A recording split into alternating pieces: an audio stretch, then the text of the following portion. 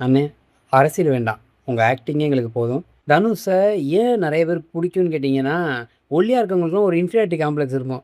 என்னடா நம்ம ஒல்லியா இருக்கோமேன்னு, அத உடைச்சு ஒல்லியா இருக்கிறது ஒரு அழகு தான் அப்படின்னு மக்கள்ட்ட கொண்டு போய் சேர்த்ததே, அந்த ஸ்டீரியோடைப்ப உடைச்சதே வந்து தனுஷ் அப்படின்னு தான் சொல்லுவேன்.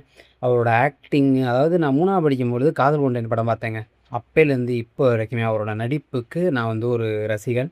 7த், 8த் படிச்சுட்டு இருக்கும்பொழுது என் கிளாஸ்லலாம் ஒரு சண்டை வரும். விஜய் ஃபேன்ஸ் அதிகமா, அஜித் ஃபேன் அதிகமா அப்படின்னு சொல்லிட்டு ஒரு சண்டை வந்துட்டுருக்கும். இடையில நான் ஒரு ஆள் மட்டும் கைய தூக்கி நான் தனுஷ் ஃபேனுங்க ஐயா அப்படின்னு சொல்லி சொல்லிட்டு இருப்பேன். "ஏன் ஃபேனா இருக்க?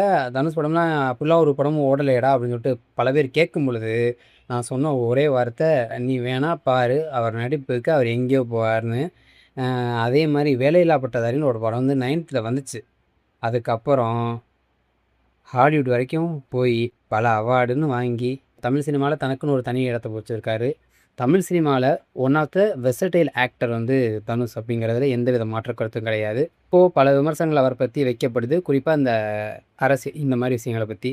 உண்மைய சொல்லப்போனா, ஆஸ் எ தனுஷ் ஃபேனா அவரோட அரசியல் பயணம் இந்த விஷயம்லாம் எனக்கு தேவையில்ல. அவரோட ஆக்டிங் மட்டுமே போதும். தலைவா நீங்க அதில கான்சன்ட்ரேட் பண்ணி எங்கள என்டர்டெயின்மென்ட் பண்ணிட்டு இருந்தீங்கன்னா, எங்களுக்கு அதுவே போதுமானது அப்படின்னு நினைக்கிறேன்.